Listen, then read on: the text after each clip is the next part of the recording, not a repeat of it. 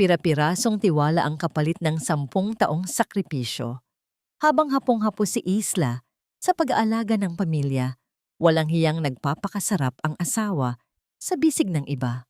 Wala kang kwenta ni hindi ka makapagbigay ng anak na lalaki. Ang malupit na pagtataboy ni Joaquin. Ngunit ang luha ay magiging apoy. Pinulot niya ang kanyang dignidad. Isinusumpa ang isang nakakayanig na pagbangon. Paano babaliktarin ng inang itinapon sa putikan ang mundo ng mga taong sumira sa kanya? Hayaan mo na siya. Isa lang naman siyang kasambahay na hindi marunong magbigay ng anak na lalaki. Ang bawat salita ay tila bubog na lumabas sa bibig ni Joaquin. At ang mga bubog na yon ay isa-isang tumusok sa puso ni Ayla. Sa sandaling iyon, ang kanyang mga kamay ay abala sa maingat na pagtutupi ng paboritong kamiseta ng kanyang asawa. Ang kamay na 10 taon nang nagsilbi, nagluto at nag-alaga. Ang kamay na bihasa sa pag-aalaga ng kanilang nag-iisang anak na si Maya. Ang amoy ng pamilyar na pabango ni Joaquin ay nanunuot pa sa tela. Ngunit ngayon, ang amoy na yon ay tila lason na sumasakal sa kanyang paghinga. Parang biglang naubos ang hangin sa silid, na manhid ang kanyang mga daliri. Hindi niya namalayan, ang kamisetang kanina lang ay buong pagmamahal niyang inaayos, ay bumagsak mula sa kanyang mga kamay, isang walang buhay na piraso ng tela sa malamig na sahig. Ang dating pamilyar na tunog ng orasan sa dingding ay tila naging martilyo na paulit-ulit na pumupukpok sa kanyang sentido. Bawat tiktak ay isang paalala ng bawat segundong inilaan niya sa isang kasinungalingan. Sapo ang nanginginig na dibdib, dahan-dahan siyang sumilip mula sa siwang ng pinto ng kanilang kwarto. At doon, sa sala na binuo ng kanyang mga pangarap, nakita niya ang katotohanan. Nakatayo si Joaquin at sa tabi nito ay isang babaeng mas bata, mas sariwa, at mayabang na nakahawak sa braso ng kanyang asawa, si Ariana. At sa kamay ni Ariana, naroon ang isang papel na kumikinang sa ilalim ng ilaw, isang ultrasound picture. Pumasok sila sa pinto. Magkahawak kamay, ang kanilang mga tawa ay lumilikha ng isang ingay na sumisira sa sagradong katahimikan ng tahanang iningatan ni Isla. Hindi man lang sila nagabalang magsinungaling. Ang mga mata ni Joaquin ay malamig. Walang bahid ng pagsisisi, walang bakas ng 10 taong pinagsamahan. Joaquin, anong ibig sabihin nito? Nabasag ang boses ni Isla. Ang tanong ay lumabas na parang isang bulong, mahina at puno ng sakit. Ngumisi si Joaquin, isang ngisi na kailanman ay hindi pa niya nakita. Nakikita mo naman, di ba, Isla? It's time to face reality. Masyado ka nang naging kampante. Akala mo habang buhay kitang pagtitiisan? Ang luha ay nagsimulang mamuo sa mga mata ni Ihla, ngunit pinigilan niya ito. Hindi sa harapan nila, hindi sa harapan ng babaeng ito. Pero, ang pamilya natin, si Maya, pamilya? Tumawa si Ariana, isang tawang nakakainsulto. Anong pamilya? Isang pamilyang hindi makapagbigay ng tagapagmana? Ate, wake up! Ako, kaya kong ibigay kay Joaquin ang kailangan niya. Isang anak na lalaki. Doon na nagsimulang gumuho ang lahat ng lakas ni Isla. Ang salitang anak na lalaki ay umalingaw-ngaw sa kanyang isipan. Isang hatol na matagal nang ipinapamukha sa kanya ng ina ni Joaquin, at na para bang narinig ang kanyang pangalan. Bumukas ang pinto at pumasok si Doña Carmen, ang biyena ni Isla. Ang mukha nito ay kasing tigas ng bato, ngunit ang mga mata ay nagdiriwang. Lumapit ito hindi sa kanya, kundi kay Ariana, at hinaplos ang tiyan nito. Sa wakas, magkakaroon na rin ng tunay na De Los Santos sa pamilyang ito, buong pagmamalaking sabi ng matanda. Pagkatapos ay humarap ito kay Isla, ang mga mata ay puno ng pandidiri.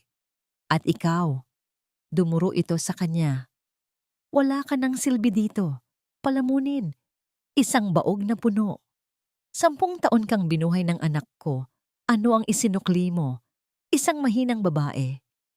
Pero mama, huwag mo akong tawaging mama. Hindi kita kadugo. Sigaw ni Doña Carmen. Sa isang kisap mata, kinaladkad ng matanda ang mga damit ni Isla mula sa aparador at inihagis sa labas. Ang mga lumang bestida, ang mga kupas na blusa, ang bawat piraso ng kanyang pagkatao sa bahay na yon ay walang awang itinapon sa sahig. Lumayas ka. Dalhin mo ang malas mong anak at wag na kayong babalik. Si Joaquin ay nanatiling tahimik, isang duwag na nagtatago sa likod ng palda ng kanyang ina at ng kabit niya. Ang kanyang pananahimik, ang pinakamasakit na dagok sa lahat. Nanginginig, ngunit may natitirang dignidad. Pumasok si Isla sa kwarto ni Maya. Ang kanyang 6 na taong gulang na anghel ay mahimbing na natutulog, yakap-yakap ang isang luma at punit-punit na teddy bear. Paano niya ipapaliwanag ito sa isang bata? Paano niya sasabihing ang amang kinikilala nitong bayani ay ang demonyong nagtataboy sa kanila sa kadiliman? Dahan-dahan niyang ginising ang anak. Anak, gising na. Aalis tayo. Nagsimulang bumuhos ang malakas na ulan sa labas na para bang nakikidalamhati ang langit sa kanyang sinasapit. Habang buhat-buhat niya si Maya na inaantok pa, kinaladkad siya palabas ng pinto ni Doña Carmen. Wala siyang dalang kahit ano. Walang pera, walang gamit, maliban sa damit na suot niya at sa anak na yakap-yakap niya. Isang malakas na kalabog ang gumambala sa gabi nang isara ang mabigat na pinto. Isang tunog na tuluyan nang nagsara sa 10 taon ng kanyang buhay. Nakatayo silang mag-ina sa gitna ng daan, basang-basa sa malakas na buhos ng ulan. Ang mga ilaw mula sa bahay na dati niyang tinawag na tahanan ay tila nangungutya sa kanilang kalagayan. Niyakap niya ng mahigpit si Maya na nagsisimula ng umiyak dahil sa ginawa't takot. Pilit na tinakpan ni Isla ang mga tainga ng anak gamit ang kanyang nanginginig na mga kamay upang hindi marinig ng bata ang mga halakhak na nagmumula sa loob ng bahay. Bawat patak ng ulan ay tila karayom na tumutusok sa kanyang balat, ngunit mas matindi ang sakit sa loob ng kanyang dibdib. Habang pinagmamasdan niya ang maliit na mukha ng kanyang anak na namumutla na sa lamig, isang tanong ang sumugat sa kanyang kaluluwa. Diyos ko, ito na ba ang kabayaran ng lahat ng pagmamahal ko? Nagsimulang umubo ng malakas si Maya. Isang ubong tila sumasakal sa bata. Ang init ng lagnat ay nagsimulang kumalat sa manipis nitong katawan. Desperada, sinubukan ni Isla na pumara ng mga sasakyang dumadaan, ngunit walang humihinto para sa isang babaeng mukhang basang sisiw sa gitna ng gabi. At sa gitna ng kanyang pagmamakaawa, naramdaman niyang bumigat ang katawan ng anak sa kanyang mga bisig. Ang mga mata ni Maya ay pumikit. Nawalan ito ng malay. Isang nakakabinging takot ang bumalot kay Isla. Mas malakas pa sa kulog, mas malamig pa sa ulan. Maya, Diyos ko, wag ang anak ko. Nakalutang ang kanyang diwa sa isang madilim at walang hanggang kawalan, kung saan ang tanging naririnig niya ay ang mahinang pagpatak ng ulan sa kanyang alaala. Dahan-dahang iminulat ni Isla ang kanyang mga mata. Ang unang sumalubong sa kanya ay ang maputing kisame na may mga bitak na tila mga linyang nagtatagpi-tagpi ng isang masakit na nakaraan. Ang amoy ng gamot at alkohol ay nanunuot sa kanyang ilong, isang amoy na nagpabalik sa kanya sa malupit na katotohanan. Maya, ang pangalan ng kanyang anak, ang unang lumabas sa kanyang tuyot na mga labi. Gising na ang bata. Maayos na ang lagay niya, pero kailangan pa ng pahinga. Isang malamig at awtoritadong boses ang sumagot mula sa tabi ng bintana. Lumingon si Isla at nakita ang isang matandang babae na nakatayo ng matuwid. Ang buhok ay maayos na nakapusod at ang suot na barong ay walang ni isang lukot. Si Doña Leticia, ang tiyahin ng kanyang ina na matagal nang hindi nagpapakita, ang babaeng kilala sa pagiging matigas at walang emosyon. Tia Letty, Pabulong na sabi ni Isla habang pilit na bumabangon. Huwag mo akong tawaging Tia Isla. Matagal nang pinutol ng pamilyang ito ang ugnayan sa inyo. Tugon ng matanda nang hindi man lang siya tinitingnan. Binayaran ko na ang bill sa ospital. Ipinakuha ko na rin ang iilang gamit na iniwan niyo sa labas ng bahay ni Joaquin. Pero huwag mong isipin na ginagawa ko ito dahil sa awa. Yumuko si Isla. Ang mga daliri ay mahigpit na nakakapit sa puting kumot ng ospital. Ang sakit ng pagtataboy ni Joaquin ay sariwa pa rin. Isang sugat na tila ayaw humilom. Salamat pa rin po. Wala na po kaming mapupuntahan. Mayroon, sabi ni Doña Leticia habang humaharap sa kanya. Ang kanyang mga mata ay tila matalas na kutsilyo na sumusuri sa kaluluwa ni Ayla. Dadalhin kita sa isang lugar. Doon kayo mananatili ni Maya. Pero tandaan mo ito, walang libre sa mundong ito. Kung gusto mong mabuhay, kailangan mong patunayan na hindi ka basura gaya ng tingin sa'yo ng mga De Los Santos. Makalipas ang ilang oras, lulan ng isang matandang sasakyan, dinala sila ni Doña Leticia sa isang liblib na bahagi ng bayan. Paghinto ng sasakyan, halos hindi makapaniwala si Isla sa kanyang nakikita. Sa harap nila ay isang malawak na lupain na puno ng matataas na damo. Sa gitna nito ay mga balangkas ng mga bahay na hindi natapos, ang mga semento ay nangingitim na sa lumot, at ang mga bakal ay kinakalawang na. Ito ay isang abandonadong housing project, isang pangarap na namatay bago pa man maisilang. Ito ang Tierra Esperanza, sabi ni Doña Leticia habang itinuturo ang sira-sirang opisina sa gilid. Ito ang iniwan ng iyong lolo na lubog sa utang. Ito ang magiging tahanan nyo. Ibangon mo ang proyektong ito, Isla. Buhayin mo ang Tierra Esperanza mula sa mga abo nito. Kapag nagawa mo, ang lupang ito ay magiging sa inyo ni Maya. Pero kapag nabigo ka, maghanda ka ng muling matulog sa ilalim ng ulan. Tumingin si Isla sa paligid. Ang hangin ay malamig at puno ng amoy ng tuyong damo at kinalawang na bakal. Mukhang imposible. Siya ay isang hamak na may bahay lamang, walang alam sa negosyo, walang alam sa konstruksyon. Ngunit nang makita niya si Maya na mahimbing na natutulog sa loob ng sasakyan, ang takot sa kanyang puso ay napalitan ng isang apoy. Tatanggapin ko po, matapang na sabi ni Ayla. Nang gabing iyon, matapos silang iwan ni Doña Leticia sa maliit at maalikabok na opisina, na pansamantala nilang tutuluyan, inilatag ni Isla ang isang manipis na banig sa sahig. Walang malambot na kama, walang aircon, tanging ang tunog ng mga kuliglig sa labas ang bumabasag sa katahimikan.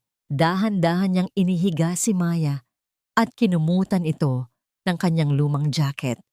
Hinaplos niya ang buhok ng anak. Ang kanyang puso ay punong-puno ng pagsisisi dahil sa hirap na dinaranas nito. Ngunit sa kabila ng lahat, naramdaman niya ang isang kakaibang kapayapaan. Wala na ang mga sigaw ni Joaquin. Wala na ang mga mapangaping mata ni Doña Carmen. Hinalikan ni Isla ang noo ng natutulog na anak at ibinulong sa dilim. Hindi na tayo iiyak bukas, Maya. Pangako ng mama. Hindi na tayo muling tatapak sa putikan na hindi tayo ang may-ari. Habang naghahanap ng kahit anong pwedeng gamitin sa loob ng opisina, may nakitang lumang cabinet si Ayla. Sa loob nito, nakakita siya ng isang makapal na rolyo ng papel, isang blueprint. Sa ilalim ng bawat pahina, may isang lagdang nakasulat sa matapang na tinta, Carlos Ventura, Lead Engineer. Sino si Carlos at bakit tila ang kanyang lagda ay may dalang bigat ng isang pangakong hindi natupad?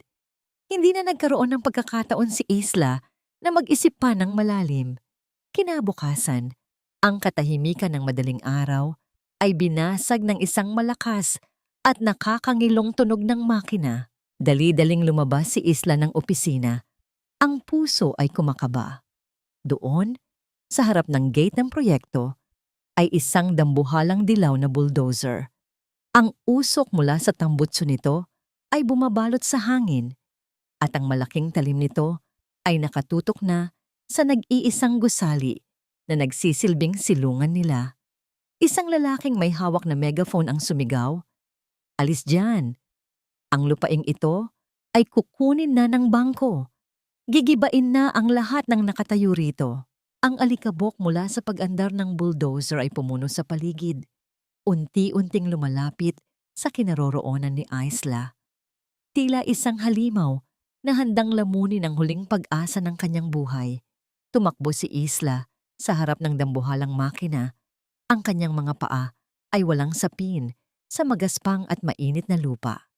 Nadarama niya ang bawat yanig ng lupa na tila ba isang babala ng paparating na kamatayan ng kanyang huling pag-asa. "Hindi! Hindi niyo ito pwedeng gibain! Umalis kayo!"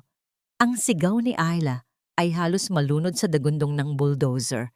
Itinaas niya ang kanyang mga kamay. Ang kanyang maliit na katawan ay tila isang langgam na humaharap sa isang higante. Ang driver ng makina ay hindi tumitigil. Ang usok mula sa tambutso ay bumubuga ng itim na usok, bumabalot sa paligid at nagpapaiyak sa mga mata ni Isla. Ngunit hindi siya kumilos. Nanatili siyang nakatayo. Ang kanyang mga binti ay nanginginig, ngunit ang kanyang paningin ay nakatutok sa talim ng bulldozer na ilang pulgada na lamang ang layo sa kanyang dibdib. "Sabi nang umalis ka riyan. Utang ito sa bangko. Wala ka nang magagawa." Sigaw muli ng lalaking may megaphone. Sa gitna ng tensyon, isang itim na pickup truck ang huminto nang mabilis sa gilid ng site, nagpapakawala ng makapal na alikabok.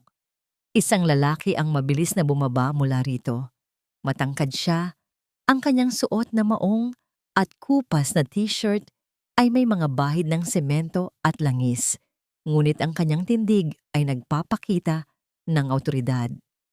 "Patayin mo ang makina, ngayon din." Ang boses ng lalaki ay hindi malakas, ngunit may bigat na nagpatahimik sa paligid. Dahan-dahang namatay ang ugong ng bulldozer. Sa biglang katahimikan, ang tanging naririnig na lamang ay ang mabilis at habol na paghinga ni Isla. Lumapit ang lalaki sa kanya.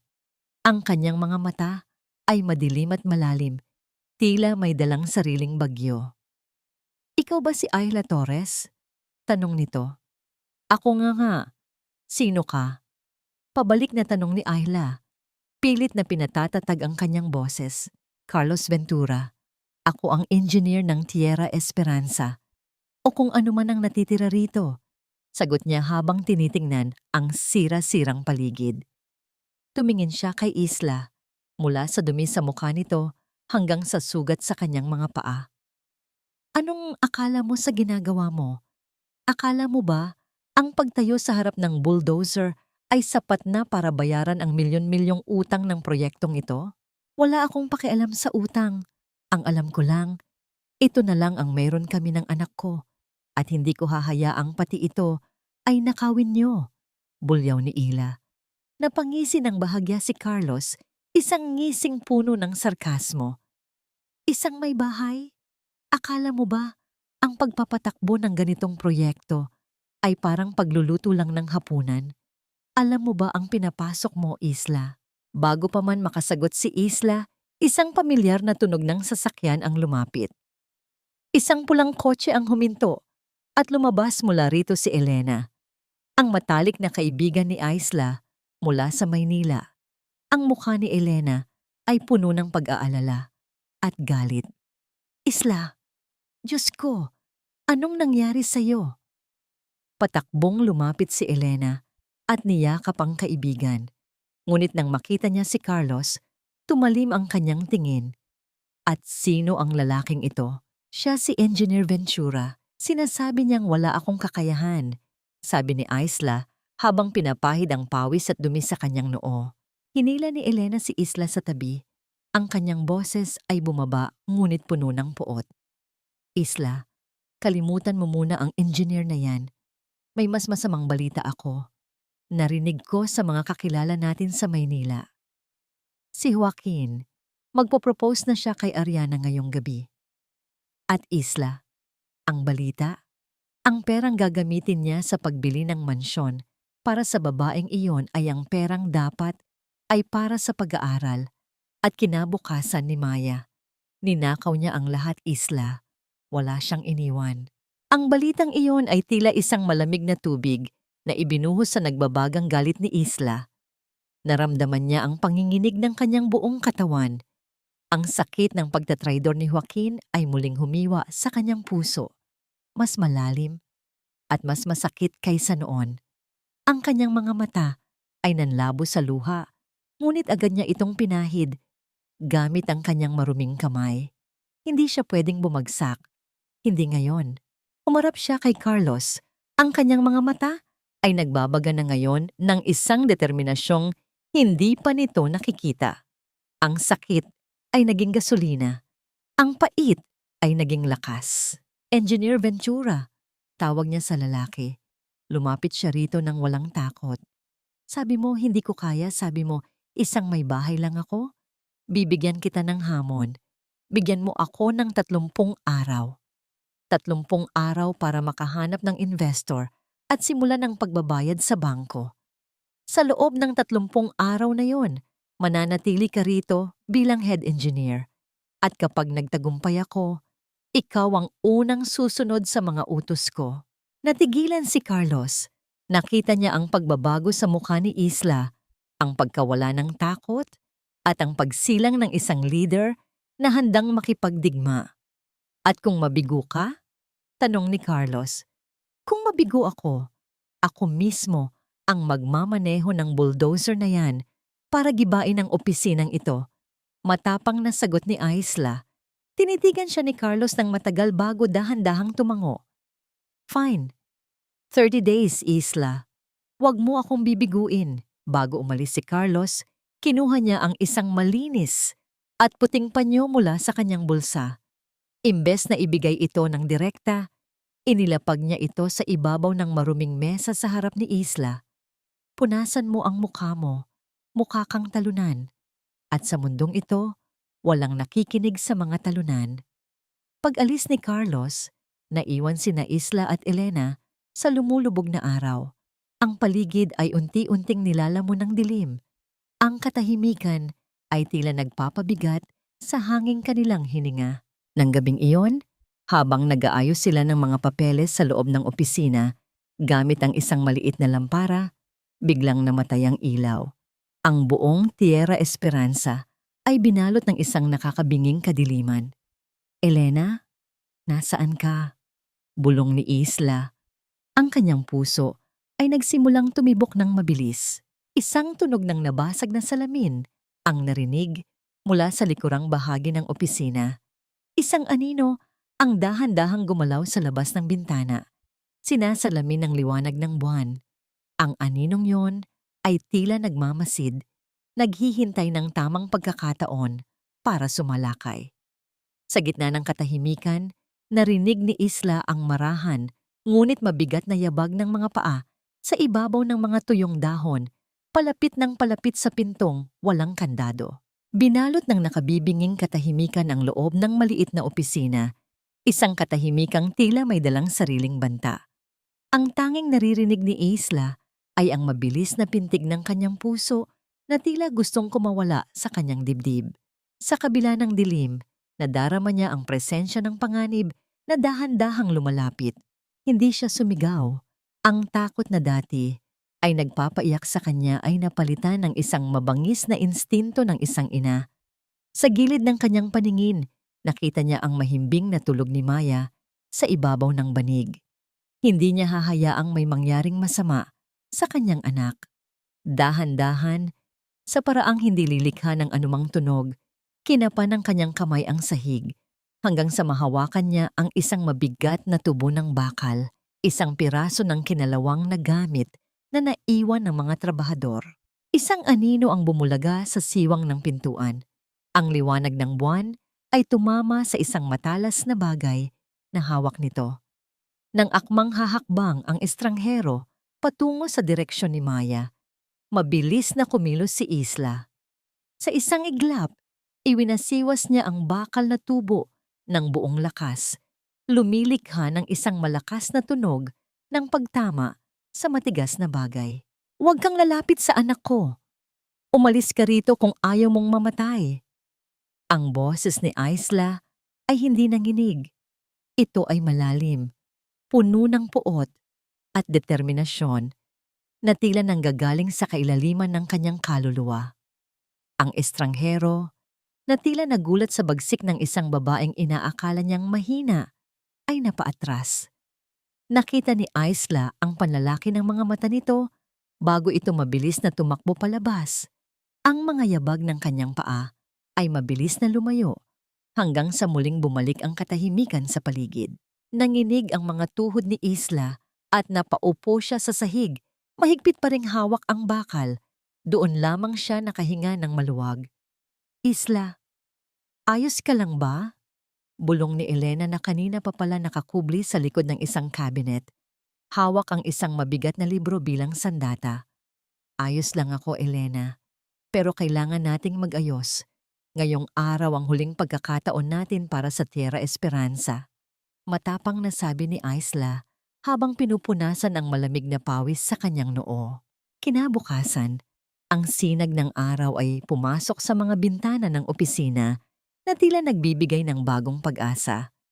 Sa tulong ni Elena, inihanda ni Isla ang kanyang sarili. Wala siyang mamahaling alahas o designer na damit, ngunit meron siyang isang lumang formal na blazer na nakuha niya mula sa kanyang mga luma at itinapong gamit. Medyo maluwag na ito sa kanya dahil sa laki ng kanyang ipinayat, ngunit ang kanyang tindig ay sapat na upang magmukhang kagalang-galang. Dumating si Carlos Ventura sakay ng kanyang pickup truck. Nakasuot siya ng isang formal na polo, bagaman halatang hindi siya komportable rito. Tiningnan niya si Isla mula ulo hanggang paa. Ang kanyang mga mata ay nanatiling blanko, ngunit may isang bahagi ng kanyang isipan ang humahanga sa bilis ng pagbangon ng babaeng ito mula sa trauma ng nagdaang gabi. Handa ka na ba, Isla? Ang mga manager ng bangko ay hindi kilala sa pagiging maawain. Paalala ni Carlos habang pinagbubuksan siya ng pinto ng sasakyan. Hindi ko kailangan ng awa nila, engineer. Kailangan ko ang kanilang tiwala. Maikling sagot ni Isla. Sa loob ng malawak at malamig na conference room ng bangko, hinarap ni Ila ang tatlong lalaking nakasuot ng mamahaling barong. Ang kanilang mga titig ay puno ng pagdududa. Tila ba isang malaking biro para sa kanila na isang dating housewife ang magpapatakbo ng isang dambuhalang proyekto. Mrs. Torres, sa madaling salita, ang Tierra Esperanza ay isang patay na proyekto. Bakit namin ibibigay ang aming pera sa isang taong ang karanasan lang ay ang pagbabudget ng palengke? Tanong ng isa sa mga manager nang may halong panunuya. Hindi na tinag si Isla. Tumayo siya ng tuwid at tinitigan ang mga ito sa mga mata. Totoo po, wala akong diploma sa business management. Pero 10 taon ko pong pinamahalaan ang isang tahanan kung saan bawat sentimo ay kailangang pagkasyahin para sa kinabukasan ng aking pamilya. Ang proyektong ito ay hindi lang basta gusali at semento para sa akin. Ito ay buhay. Kung kaya kong mabuhay at protektahan ang anak ko sa gitna ng ulan, nang walang kahit ano, mas kaya kong pamahalaan ang lupang ito nang may katapatan na hindi niyo makikita sa mga taong puro salita lang ang puhunan. Ipinakita ni Isla ang mga financial records na inayos nila ni Elena sa buong magdamag. Ipinaliwanag niya ang bawat butas kung saan nawawala ang pera noon at kung paano niya ito itatama. Ang kanyang boses ay naging himig ng isang tunay na leader, mahinahon ngunit may awtoridad. Matapos ang mahabang sandali ng bulungan, tumayo ang head manager. Bibigyan ka namin ng 6 na buwang extension para sa iyong unang payment, Mrs. Torres, at ang binhing puhunan para muling simulan ng konstruksyon. Huwag mo kaming bibiguin. Paglabas ng bangko, ang init ng araw ay tila isang yakap ng tagumpay. Napahinto si Isla sa tapat ng sasakyan at sa unang pagkakataon, isang tunay at malawak na ngiti ang sumilay sa kanyang mga labi. Ang kanyang mga mata ay kumikislap sa ligaya na tila ba nabuhay ang isang bahagi ng kanyang kaluluwa na matagal nang pinatay ng pananakit ni Joaquin. Napansin ito ni Carlos habang nakasandal sa pinto ng kanyang truck. Palihim din siyang napangiti habang nakatingin sa malayo. May isang kakaibang pintig sa kanyang dibdib na hindi niya maipaliwanag. Isang paghanga na dahan-dahang nagpapalambot sa kanyang matigas na puso. Ngunit ang kaligayahan ni Isla ay panandalian lamang. Habang naglalakad sila patungo sa isang maliit na tindahan para bumili ng makakain, ang kanyang paningin ay nahuli ng isang diaryong nakalapag sa ibabaw ng mesa. Sa unang pahina, naroon ang isang malaking litrato. Si Joaquin de los Santos, nakasuot ng itim na tuxedo, ay nakangiti ng buong ningning. Katabi niya si Ariana, na suot ang isang mamahaling puting gown. Ang kanyang mga kamay ay nakahawak sa kanyang malaking tiyan. Ang headline ay tila isang laso na muling bumuhay sa pait. The Businessman of the Year and His New Beginning, a Legacy for His Heir. Naramdaman ni Isla ang muling paglamig ng kanyang mga kamay. Ang tagumpay niya sa bangko ay tila naging maliit kumpara sa kasamaang patuloy na nagtatagumpay sa buhay ng lalaking sumira sa kanya. Isla, huwag mo nang tingnan, sabi ni Elena habang sinusubukang itago ang dyaryo. Ngunit huli na. May isang maliit na note sa gilid ng balita na nagsasabing magkakaroon ng isang malaking pagdiriwang bukas sa mansyon na dati ay sa kanya. Ang mansyon na ngayon ay pag-aari na ni Ariana. Isang anonymous na text message ang biglang pumasok sa cellphone ni Elena na binasa rin ni Isla. Huwag kayong magtiwala kay Ariana. Ang batang dinadala niya ang susi sa lahat ng kasinungalingan. Sino ang nagpadala ng mensaheng yon? At anong sikreto ang itinatago ng babaeng kumuha ng lahat mula kay Isla? Sa loob ng mansyong kumikinang sa ginto at kristal, tila isang lason ang bawat hangin na hinihinga ng mga tao rito. Habang ang labas ay nagdiriwang para sa tagumpay ni Joaquin, ang loob ng kanyang tahanan ay unti-unti nang kinakain ng anay ng kasakiman. Gusto ko ng bagong yate, Joaquin. Iyong mas malaki kaysa sa pagmamay-ari ng mga pamilyang Lopez. Ayokong magmukhang kawawa ang anak natin paglabas niya sa mundong ito. Mayabang na sabi ni Ariana habang hinahaplos ang kanyang tiyan na tila ba ito ay isang tropeo. Nakasuot siya ng isang mamahaling seda na gown, ngunit ang kanyang mukha ay puno ng pagkairita. Napahilot si Joaquin sa kanyang sentido. Ang bawat salita ni Ariana ay tila isang dagdag na pasanin sa kanyang balikat. Ariana, alam mong bumabagsak ang benta ng kumpanya dahil sa mga issue sa huling proyekto. Hindi ito ang tamang oras para sa ganyang kaluhuan. Bumabagsak? Isang matalim na tingin ang ibinigay ni Ariana. Huwag mong sabihing naghihirap ka na, Joaquin. Dahil kung ganoon, baka nagkamali ako ng pinili. Tandaan mo ang batang ito ang tanging dahilan kung bakit ka pa iginagalang ng nanay mo. Eksaktong pumasok sa silid si Doña Carmen. Ang kanyang mukha ay puno ng puot habang nakatingin sa mga shopping bags na nakakalat sa sahig. Ariana, halos 1,000,000 na ang nagastos mo sa loob lang ng 1 linggo. Akala mo ba ay tumutubo ang pera sa bakuran? Hindi man lang natinag si Ariana. Sa halip, ngumiti siya ng nakakaloko. Doña Carmen, ang bawat sentimong ginagastos ko ay para sa kalusugan ng inyong apo.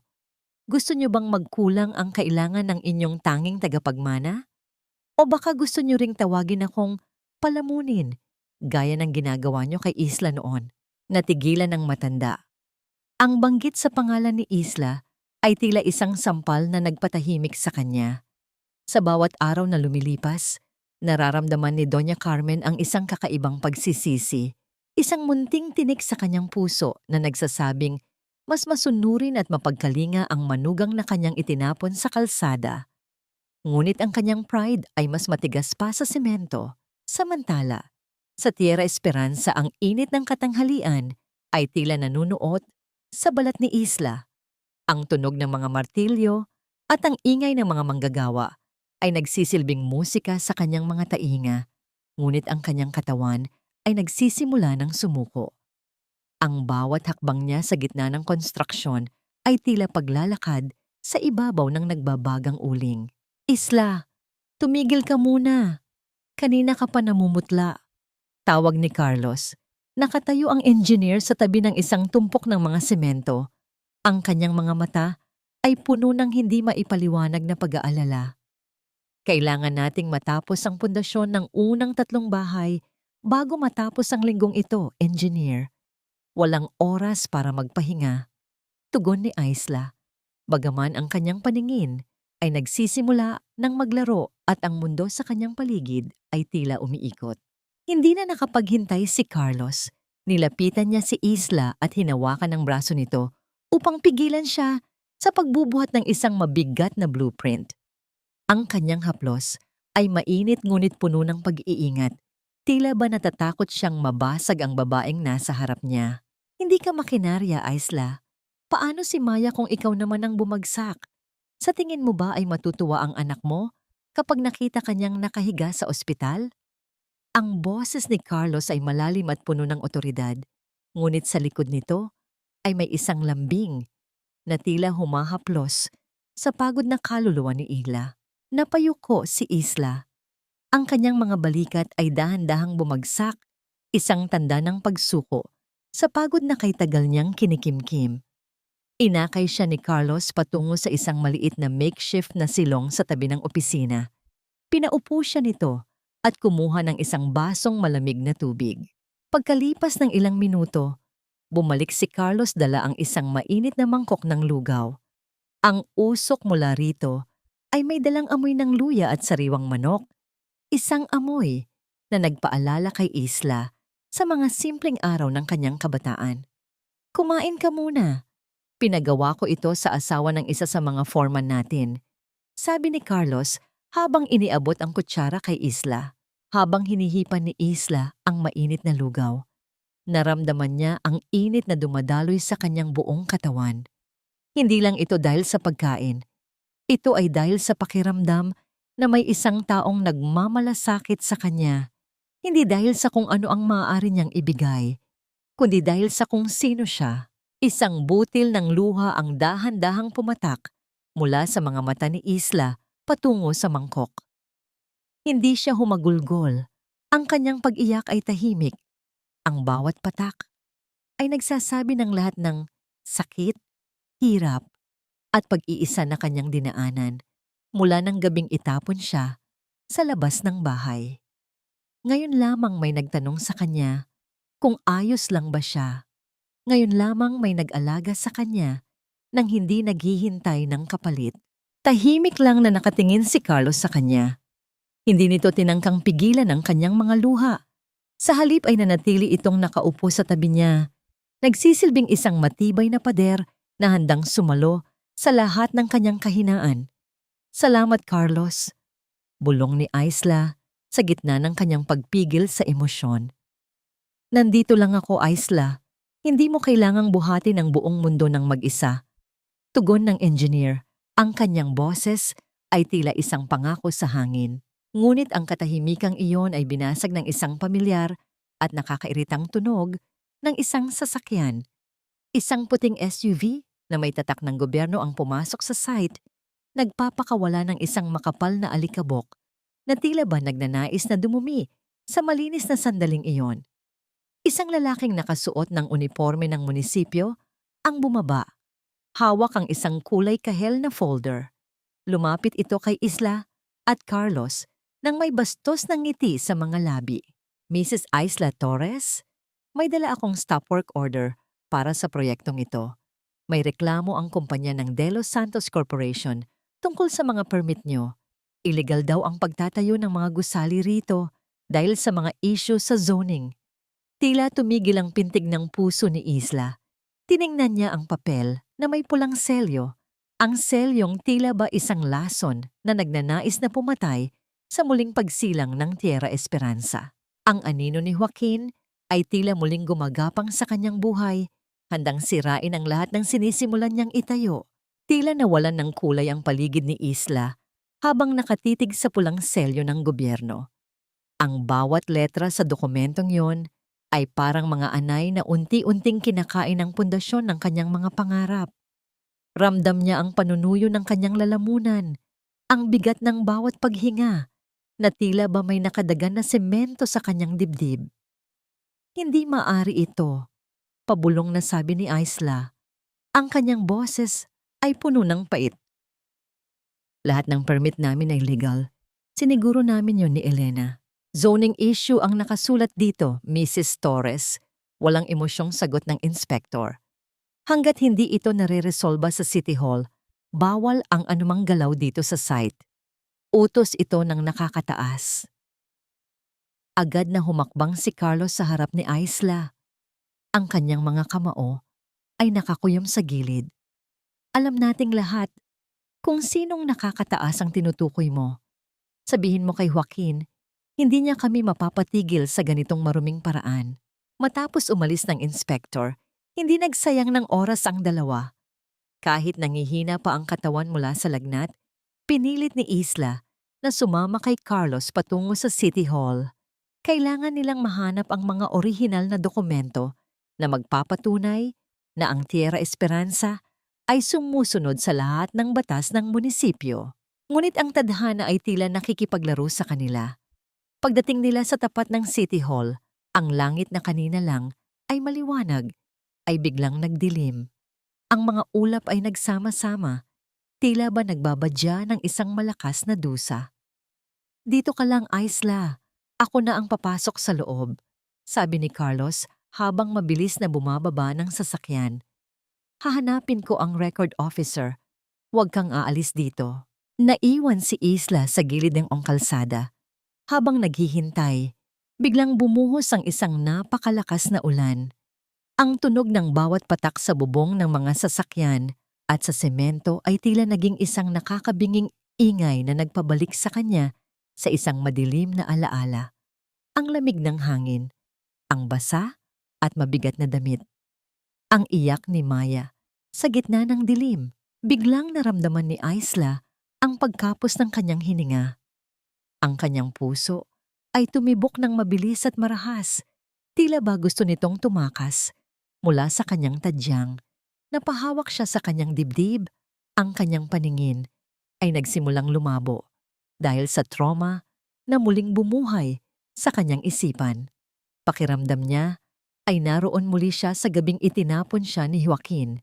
Basang-basa, walang patutunguhan, at durog na durog ang pagkatao. Napaupo si Isla sa gilid ng isang poste, hinahayaang mabasa ang kanyang katawan.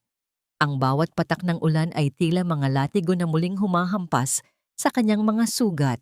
Ngunit sa gitna ng kanyang pagkabulag sa sakit, isang malaking anino ang huminto sa kanyang harap.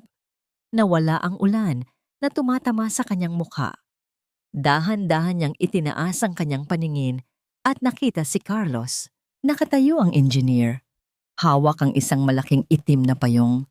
Ang kalahati ng katawan ni Carlos ay basang-basa na dahil mas pinili niyang protektahan si Isla kaysa ang kanyang sarili. Ang kanyang mga mata, na madalas ay malamig, ay puno ngayon ng isang matinding proteksyon. Nandito ako, Isla, mahinahong sabi ni Carlos. Ang kanyang boses ay tila isang angkla sa gitna ng bagyo.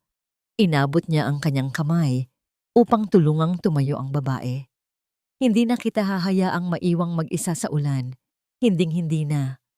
Ang mga salitang iyon ay tila isang mainit na kumot na bumalot sa nanginginig na kaluluwa ni Ayla. Sa ilalim ng payong na iyon, tila huminto ang mundo. Ang tanging naririnig na lamang ay ang banayad na paghampas ng ulan sa ibabaw ng kanilang silong. Matapos ang ilang oras, nakuha rin nila ang pirma na kailangan nila upang mapawalang bisa ang stop work order.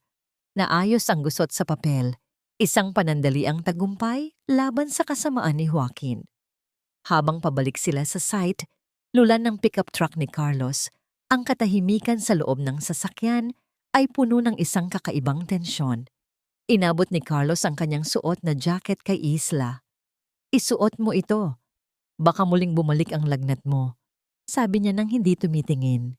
Habang kinukuha ni Isla ang jacket, nagkadikit ang kanilang mga daliri. Isang kuryente ng init ang gumuhit sa balat ni Isla. dahilan upang mapahinto siya sandali. Nagkatinginan sila, isang tingin na puno ng mga bagay na hindi masabi ng bibig. Ang mabilis na tibok ng puso ni Isla ay hindi na dahil sa takot, kundi dahil sa isang pakiramdam na matagal na niyang kinalimutan. Ang pakiramdam na maging ligtas sa piling ng isang lalaki. Nag-iwas sila ng tingin nang mag-vibrate ang cellphone ni Carlos sa ibabaw ng dashboard. Lumabas ang isang pangalan. Mercy Home Rehab. Sandaling tumigas ang mukha ni Carlos. "Sandali lang, Isla," sabi niya bago lumabas ng sasakyan upang sagutin ang tawag sa malayo. Sino ang nasa rehab center? Bakit tila nagbago ang aura ni Carlos nang makita ang tawag na yon? Bago pa man makapag-isip si Isla, ang sarili naman niyang cellphone ang tumunog. Isang hindi kilalang numero ang rumehistro sa screen. Pagkasagot niya, isang humihikbing boses ang bumulaga sa kanya. "Isla, Isla, tulungan mo ako." Nanigas si Isla. Ang boses na yon, ang boses na dati ay puno ng yabang at pang-aapi, ngayon ay basag at puno ng desperasyon. "Doña Carmen?" Pabulong na tanong ni Isla. "Patawarin mo ako, Isla." Si Joaquin, si Ariana, wala na silang puso. Wala na akong matakbuhan. Parang awa mo na. "Isla, tulungan mo ako." Ang hagulgol ng matanda sa kabilang linya ay tila isang huling hiling ng isang taong nalulunod. Sa gitna ng dilim at ulan, ang nakaraan ay muling kumatok sa pintuan ni Isla. Dala ang isang panibagong bagyo ng pagsubok. Ang boses na dati ay tila latigo na humahampas sa aking pagkatao. Ngayon ay naging isang pakiusap na tila ambon na walang dalang ginhawa. Hawak ang cellphone na tila ba isang mainit na uling. Nakatitig si Isla sa kawalan, habang ang bawat hikbi ni Doña Carmen ay umaalingaw-ngaw sa kanyang pandinig.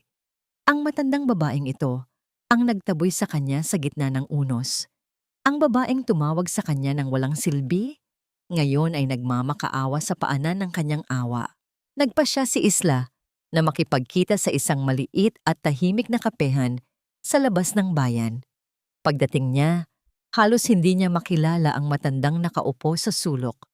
Wala na ang mamahaling alahas na dati ay bumibigti sa leeg ni Doña Carmen. Wala na ang maayos na ayos ng buhok. Ang kanyang mga mata ay lubog. Ang balat ay tila papel na nalukot sa tindi ng stress at pagod. "Isla?" Pabulong na tawag ng matanda. Ang kanyang mga kamay ay nanginginig habang hinahawakan ang tasa ng kape. "Ano po ang maipaglilingkod ko sa inyo, Doña Carmen?" Ang boses ni Isla ay patag. Walang galit, ngunit wala ring init. "Isla, alam kong marami akong pagkakamali, pero ikaw lang ang kilala kong may mabuting loob." Pagsisimula ng matanda, ang kanyang mga mata ay nagsisimulang mangilid ng luha. Si Joaquin? Nalulunod na siya sa utang. Si Ariana, unti-unti niyang ninanakawan ng kumpanya. Ginagamit niya ang bata sa kanyang tiyan para makuha ang lahat ng pirma ni Joaquin. "Isla, baka pwedeng pautangin mo ang kumpanya. Kahit para na lang sa pinagsamahan niyo." Naramdaman ni Isla ang isang pait sa kanyang lalamunan. Ginamit ng matanda ang salitang pinagsamahan. Isang salitang tila isang insulto matapos ang lahat ng ginawa nila sa kanya. Ang konsepto ng utang na loob ay tila isang tanikala na sinusubukan muli siyang igapos. "Pinagsamahan po?" Maikling tanong ni Isla. Tumingin siya sa labas ng bintana kung saan nakita niya si Carlos na nakasandal sa kanyang pickup truck, tahimik na nagbabantay, tila isang aninong handang sumalo sa kanya kung sakaling siya ay mabuwal. Ang presensya ni Carlos ay nagbigay sa kanya ng lakas. "Isla, pamilya pa rin tayo." Patuloy ng matanda, sinusubukang hawakan ang kamay ni Isla. Dahan-dahang iniwas ni Isla ang kanyang kamay. "Doña Carmen, ang pamilya ay hindi nagtatapon ng miyembro sa gitna ng ulan dahil lang hindi ito makapagbigay ng anak na lalaki. Ang pamilya ay hindi nanonood habang ang isang ina ay nagmamakaawa para sa kaligtasan ng kanyang anak." Tumitig si Isla nang diretso sa mga mata ng matanda. Ang kanyang paningin ay kasing linaw ng kristal. Hindi ako bangko ng mga taong itinuring akong basura. Ang bawat sentimong meron ako ngayon ay para sa kinabukasan ni Maya at para sa mga taong naniwala sa akin noong wala na akong kahit ano. Bayad na ako sa inyo sa 10 taon ng pagsisilbi ko bilang alila sa bahay nyo. Wala na akong utang na loob sa inyo, Doña Carmen. Ang bawat salita ni Isla ay tila isang pako na itinatarak sa kabaong ng nakaraan. Nakita niya ang pagbagsak ng mga balikat ni Doña Carmen, ang pagkawala ng huling pag-asa sa mukha nito. Tumayo si Isla, iniwan ang matanda sa gitna ng sarili nitong pait. Paglabas niya, nasalubong niya si Carlos. Hindi ito nagtanong. Hindi ito nang himasok. Inabutan lang siya nito ng isang boteng tubig at binigyan ng isang nangiti ng pag-apruba. Isang ngiting nagsasabing proud ito sa kanyang pagtayo para sa sarili. Pag-uwi ni Isla sa kanilang maliit na opisina sa Tierra Esperanza, sinalubong siya ng isang mahigpit na yakap mula kay Maya. Inabot ng bata ang isang piraso ng papel. Isa itong drawing, isang babaeng may suot na kapa, may hawak na martilyo, at may malaking puso sa dibdib.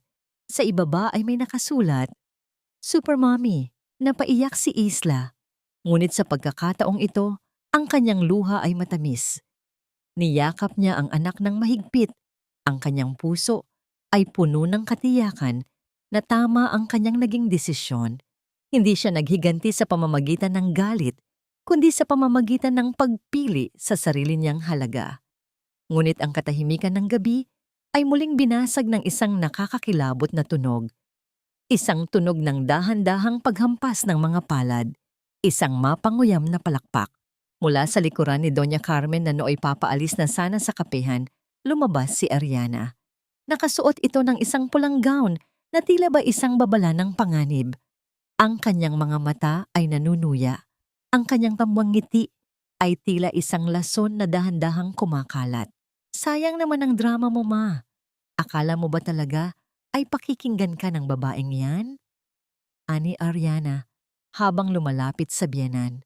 Pagkatapos ay tumingin siya sa direksyon ni Isla na paalis na. Hayaan mo siya, Doña Carmen.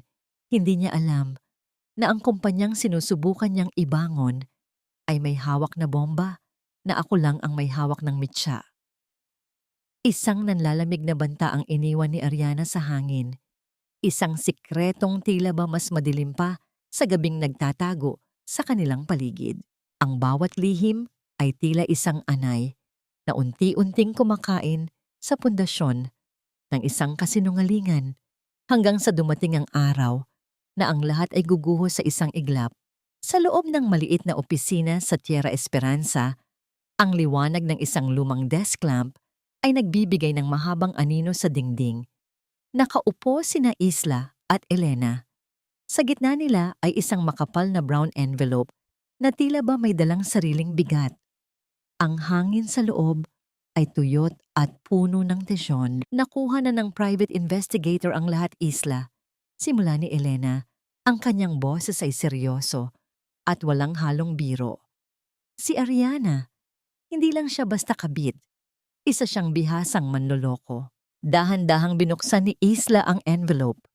Ang unang bumulaga sa kanya ay mga litrato ni Ariana sa isang klinika, ngunit hindi sa silid para sa mga nagbubuntis.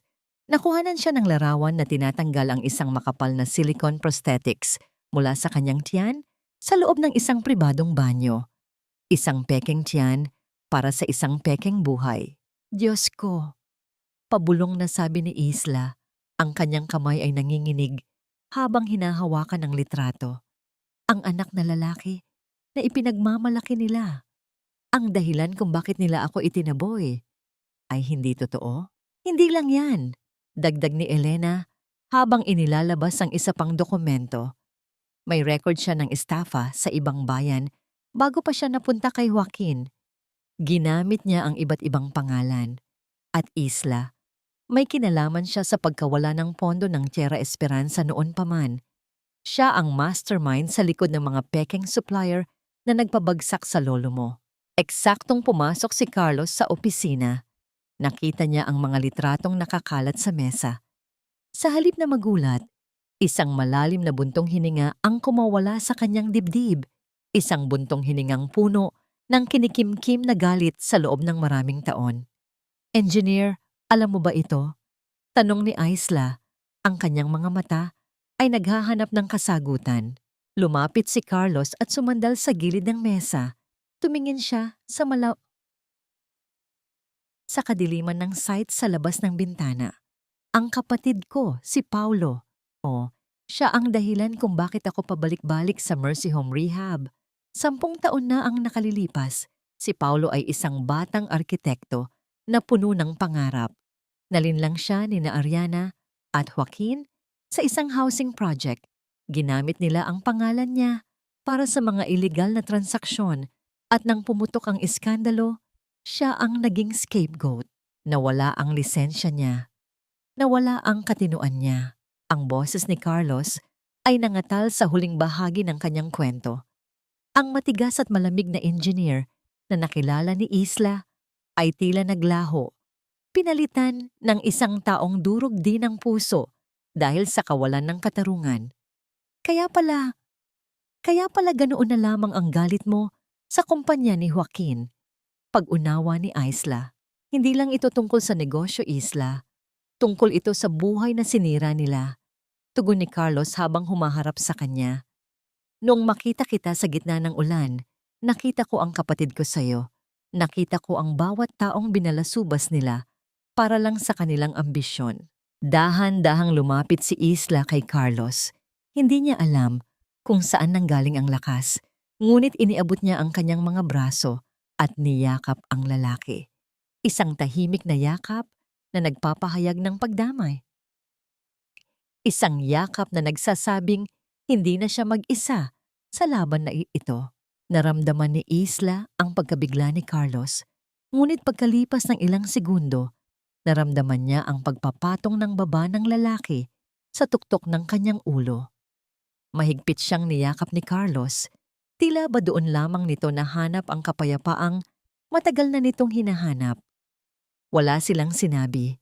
Ngunit ang tibok ng kanilang puso na sabay na tumitibok ay sapat na upang maging sumpa ng kanilang alyansa. Salamat, Isla. Bulong ni Carlos sa gitna ng katahimikan. Ngunit ang madamdaming sandaling iyon ay binuwag ng isang biglaang tunog mula sa radyo sa ibabaw ng mesa.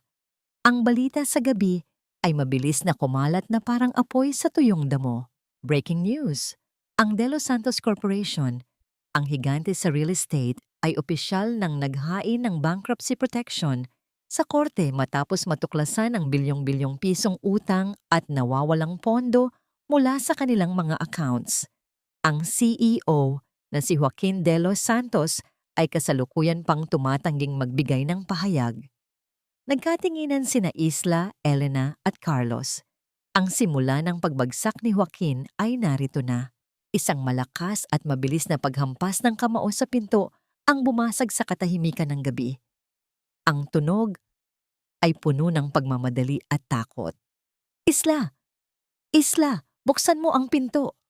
Isang pamilyar na boses ang sumisigaw mula sa labas, puno ng desperasyon. Pagbukas ni Isla ng pinto, bumulaga sa kanya si Joaquin. Basang-basa ito, magulo ang buhok, at ang mga mata ay puno ng pagkabaliw. Ngunit bago pa man makapagsalita si Joaquin, isang matinis na tunog ng sirena ng pulis ang narinig mula sa kalsada. Papalapit ng papalapit sa kanilang kinaroroonan. Sa kabilang dako, nakatanggap si Elena ng isang mensahe sa kanyang cellphone mula sa kanyang tauhan sa airport. Ma'am, nasa departure area na si Ariana. Bit-bit ang lahat ng pera ng kumpanya. Paalis na ang eroplano sa loob ng 30 minuto. Ang tunog ng malalakas na katok sa pintuan ay tila mga saksak ng desperasyon sa katahimikan ng gabi. Nang buksan ni Isla ang pinto, ang amoy ng alak at ang hitsura ng isang lalaking wasak ang bumulaga sa kanya. Si Joaquin. Ang lalaking dati ay tila isang torer ng kapangyarihan, ngayon ay nakatayo sa harap niya na parang isang basang sisiw. Ang kanyang mamahaling suit ay punit-punit. Ang kanyang mga mata ay nanlalabo sa kalasingan at puyat. Isla! Isla, kailangan mo akong tulungan. Ang boses ni Joaquin ay gumaralgal, puno ng pait at pagsisisi, na tila huli na para bigyang halaga. Nakuha ni Ariana ang lahat, ang pera, ang kumpanya, pati ang mga ari-ari ang ipinangalan ko sa kanya. Nilinis niya lahat. Isla, ikaw lang ang may hawak ng kumpanyang may malinis na records ngayon. Bilhin mo ang shares ko. Iligtas mo ako sa pagkakakulong. Hindi gumalaw si Isla. Ang kanyang mga kamay ay nakakrus sa kanyang dibdib. Ang kanyang tindig ay matigas pa sa haligi ng Tierra Esperanza. Sa likod niya, lumabas si Carlos. Ang kanyang mga mata ay nagbabaga sa galit habang nakatingin sa lalaking sumira sa buhay ng kanyang kapatid. Kasalanan mo ito, Isla. Biglang sigaw ni Joaquin. Ang kanyang desperasyon ay nauwi sa kanyang nakagawiang paninisi. Kung hindi ka naging napakahina noon, kung hindi ka umalis, hindi sana ako napilitang kumapit kay Ariana. Ikaw ang dahilan kung bakit nagkandaleche-leche ang buhay ko. Dapat nanatili ka lang sa bahay at sumunod sa akin. Isang malakas na hakbang ang ginawa ni Carlos patungo kay Joaquin. Ang kanyang kamao ay nakakuyom na sa hangin, handang ibagsak ang lahat ng puot na 10 taon niyang kinimkim. Ngunit bago pa man tumama ang kamao ni Carlos, isang mahinahon ngunit matibay na kamay ang humawak sa kanyang braso. Si Isla. Tumingin siya kay Carlos at dahan-dahang umiling. Hindi sulit ang galit ni Carlos para sa isang lalaking wala nang natitirang halaga. Hinarap ni Isla si Joaquin. Ang kanyang mga mata ay walang bakas ng galit, walang bakas ng pagkamuhi. Tanging isang malamig at walang hanggang kawalan ng pakiramdam. Umalis ako, Joaquin, dahil itinaboy mo ako at ang kumpanyang sinasabi mong sinira ko. Ikaw ang sumira niyan nang piliin mong ipagpalit ang katapatan sa isang kasinungalingan. Hindi ako ang tagapagligtas mo, Joaquin. Ako ang biktima mo na natutong lumaban. Isla, parang awa mo na. Wala na akong awa na natitira para sa'yo. Putol ni Isla sa kanyang mga salita. Ang huling patak ng awa ko ay naubos na noong gabing hinayaan mong mag-agaw buhay ang anak natin sa ilalim ng ulan habang ikaw ay nagpapakasarap sa bisig ng iba. Harapin mo ang mga demonyong pinili mo, Joaquin. Harapin mo ang katarungang matagal mo nang tinatakasan. Sa isang iglap, tinawag ni Isla ang mga security guard ng site. Kinaladkad nila si Joaquin palabas ng gate. Doon, sa gitna ng maputik na kalsada at sa ilalim ng muling pagbuhos ng ulan, napaluhod si Joaquin. Ang kanyang mga palad ay nakabaon sa putik. Ang kanyang mga hikbi ay nalulunod sa tunog ng unos. Karma. Ang mismong posisyon ni Isla, 10 buwan na ang nakalilipas, ay siya na mismong kinalalagyan ni Joaquin ngayon. Nanatiling nakatayo si Isla sa pintuan, pinagmamasdan ang huling pagbagsak ng lalaking minahal niya noon. Pagkatapos, dahan-dahan siyang pumasok sa loob. Kumuha si Isla ng isang balde ng tubig at isang basahan.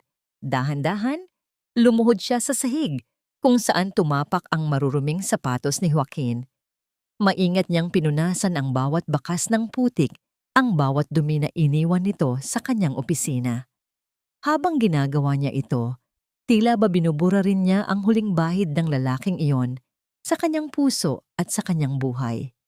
Ang bawat hagod ng basahan ay isang simbolo ng kanyang ganap na paglaya. Napansin ni Carlos ang ginagawa ni Isla. Lumapit siya at kinuha ang basahan mula sa mga kamay nito. Itinuwid niya ang tayo ni Isla at tinitigan ito ng may matinding paggalang. Wala nang dumi rito, Isla. Malinis na, bulong ni Carlos. Ngunit ang katahimikan ng gabi ay muling binasag ng isang matinis na tunog ng ringtone mula sa cellphone ni Carlos. Pagkatingin niya sa screen, ang kanyang mukha ay biglang namutla. Ospital. Sabi ni Carlos, ang kanyang boses ay nanginginig. Isla, si Doña Carmen. Inatake siya sa puso matapos niyang mahuli si Ariana na nag-iimpake ng lahat ng alahas ng pamilya.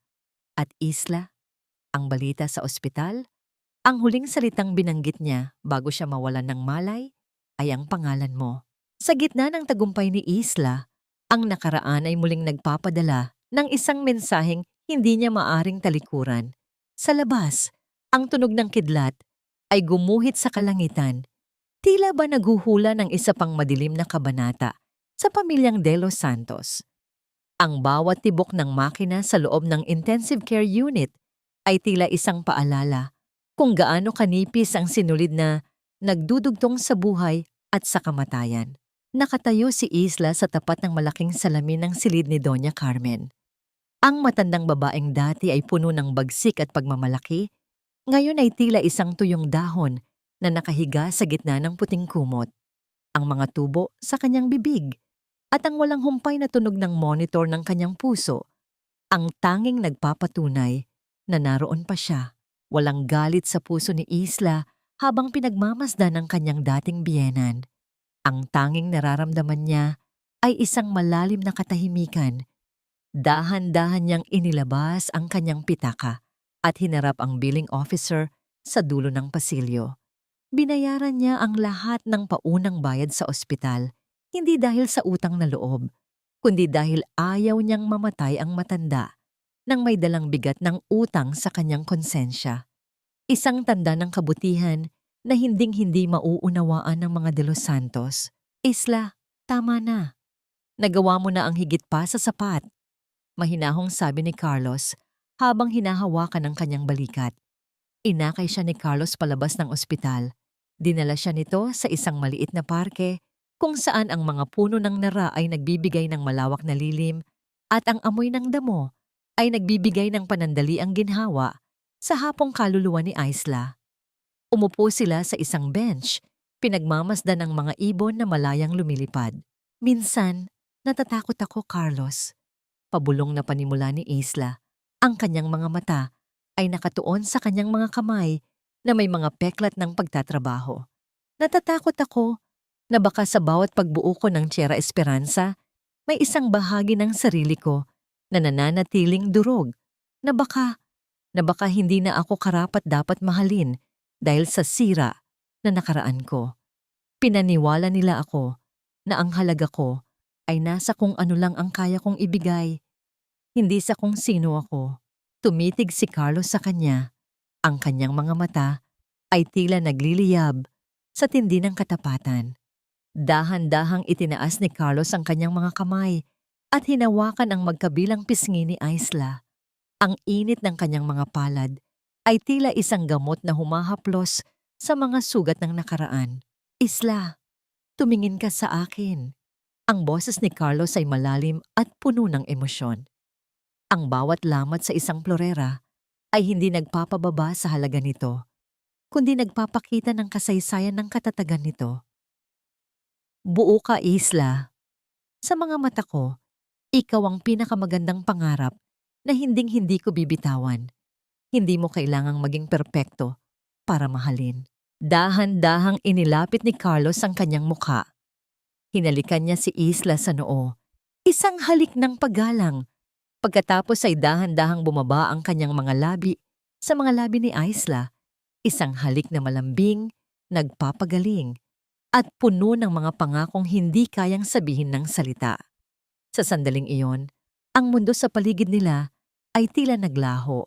Wala ng Joaquin, wala ng Ariana, wala ng Tierra Esperanza. Tanging ang dalawang kaluluwang nagtagpo sa gitna ng unos ang nanatili. Nang maghiwalay ang kanilang mga labi, isang matamis na ngiti ang sumilay sa mukha ni Isla. Pakiramdam niya ay muling ipinanganak ang kanyang puso. Pag-uwi nila sa Tierra Esperanza, tumakbo si Maya patungo sa kanila. Ang bata ay may dalang isang maliit na bulaklak na pinitas nito sa gilid ng kalsada. Mama, Tito Papa Carlos, sigaw ni Maya habang yumayakap sa binti ni Carlos. Natigilan sina Isla at Carlos. Ang salitang Tito Papa ay tila isang himig na nagpaiyak sa puso ni Isla.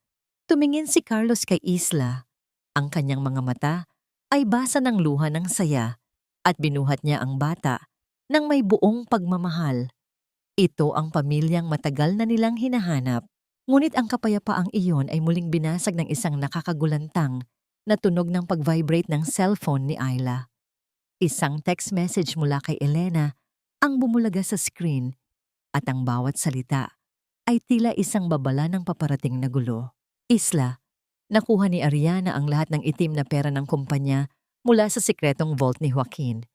Kasalukuyan siyang nasa airport, naghihintay ng flight patungong Singapore sa loob ng 1 oras. Kung makakaalis siya, hinding-hindi na natin mababawi ang mga ninakaw niya sa pamilya mo at kay Carlos.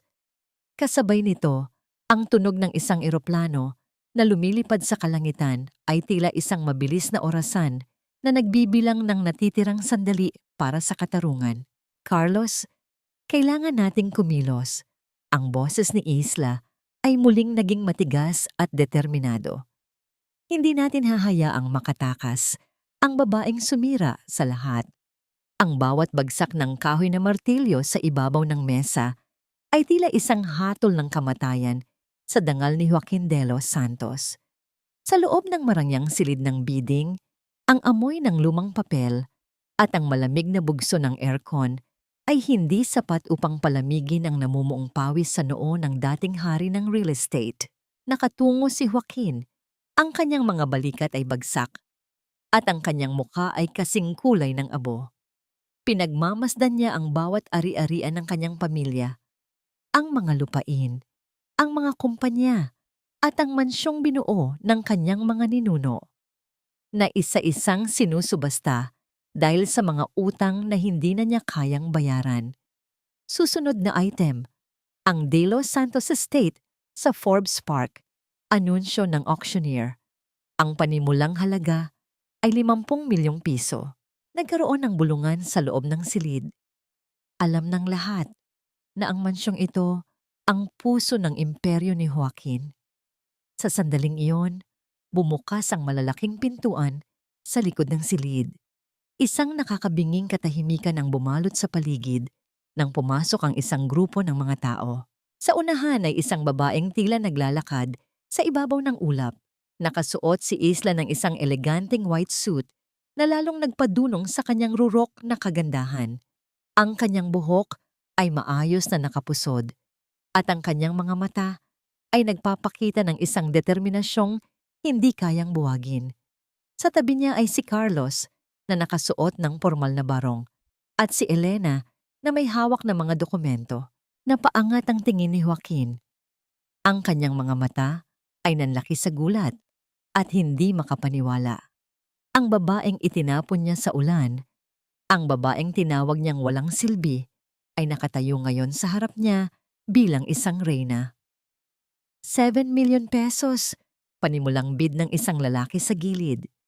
75 million pesos, mahinahon, ngunit malinaw na sabi ni Isla habang itinataas ang kanyang bidding paddle. Muling nagkaroon ng kaguluhan sa silid. Tumingin ang auctioneer kay Isla.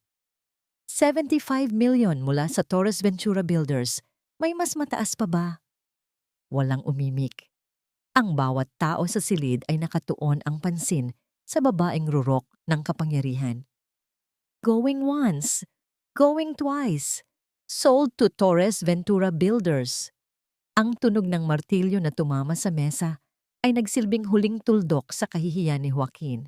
Tumayo si Isla at dahan-dahang lumakad patungo sa kinaroroonan ng kanyang dating asawa.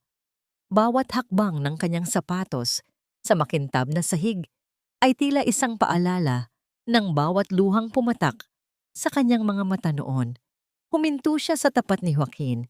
Hindi siya sumigaw, hindi siya nangutya. Inilabas ni Isla ang isang puting sobre mula sa kanyang bag at inilapag ito sa harap ni Joaquin. May 3 araw ka para ilikas ang mga gamit mo, Joaquin. Akin na ang bahay na ito. Akin na ang pangarap na ipinangako mo sa anak natin, ngunit ibinigay mo sa iba. Isla, paano mo nagawa ito? Ang boses ni Joaquin ay tila isang kalansing ng basag na kristal. Hindi ko ito ginawa para sirain ka, Joaquin.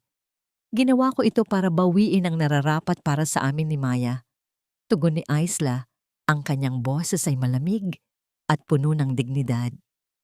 Ang pagkakamali mo ay inakala mong ang halaga ng isang babae ay nasa kung ano ang kaya niyang ibigay sa iyo nang hindi mo napapansin na siya ang pundasyong humahawak sa buong buhay mo. Tinalikuran ni Isla si Joaquin ng walang pag-aalinlangan, ngunit habang papalabas sila ng silid, isang private investigator ang mabilis na lumapit kay Carlos at bumulong sa kanya. Biglang tumigas ang mukha ni Carlos. Hinawakan niya ang braso ni Isla upang patigilin ito. Isla, may balita na, sabi ni Carlos. Ang kanyang boses ay puno ng tensyon. Nahuli na si Ariana sa departure area. Sinusubukan niyang lumusot sa immigration bitbit ang mga pekeng pasaporte at ang perang ninakaw niya. Kasabay nito, ang tunog ng isang malakas na sirena ng pulis sa labas ng gusali ay nagsimulang umalingaw-ngaw. Hudyat na ang katarungan ay hindi na lamang isang pangarap, kundi isang katotohanang sasagupa sa mga taong nagtangka sa kanilang buhay.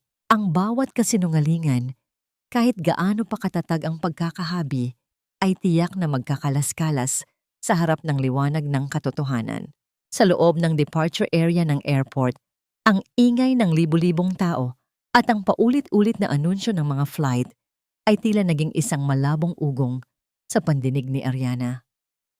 Ang kanyang mga kamay ay mahigpit na nakakapit sa handle ng kanyang mamahaling maleta at ang kanyang mga mata ay ligasgas na naghahanap ng lagusan.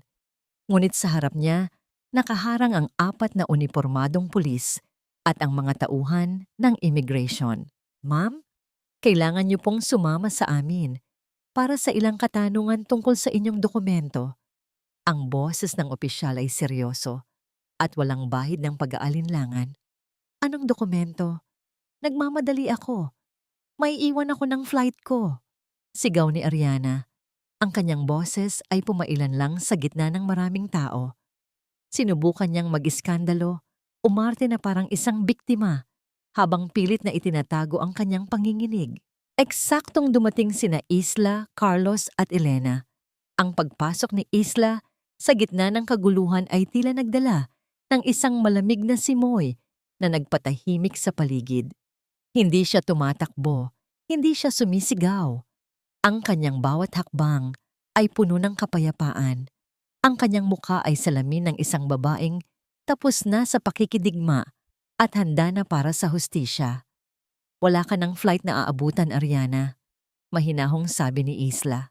Nang makita ni Ariana si Isla, ang kanyang mukha ay namula sa galit at takot. Ikaw ang may gawa nito. Inggit na inggit ka sa akin dahil nakuha ko ang lahat ng sayo. Walang dapat kainggitan sa isang buhay na binuo sa pagnanakaw at panlilinlang. Tugon ni Isla, ang kanyang paningin ay nakatuon sa malaking tiyan ni Ariana. Sa gitna ng kanyang pagpupumiglas na makawala sa hawak ng mga pulis, aksidenteng nasagi ng dulo ng isang lamesa ang tiyan ni Ariana. Isang nakakabinging tunog ng punit na tela ang narinig. At mula sa loob ng kanyang gown, dahan-dahang nalaglag ang makapal na silicone prosthetic sa sahig. Nagkaroon ng malakas na bulungan sa paligid.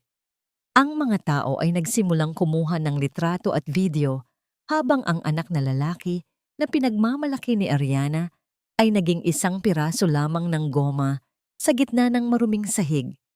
Ang kahihiyang nadama ni Ariana ay mas matindi pa sa anumang sampal. Kasabay nito, dumating si Joaquin, hapo, pawisan, at wasak na wasak. Nakita niya ang eksena, nakita niya ang kanyang pangarap na tagapagmana na nakahandusay sa sahig. Ang kanyang mga mata ay nanlaki. Ang kanyang buong mundo ay tila gumuho sa pangalawang pagkakataon. Ariana, ang anak ko. Asan ang anak ko? Ang boses ni Joaquin ay tila isang pabulong na iyak ng isang baliw. Walang anak, Joaquin. Ginamit lang kita.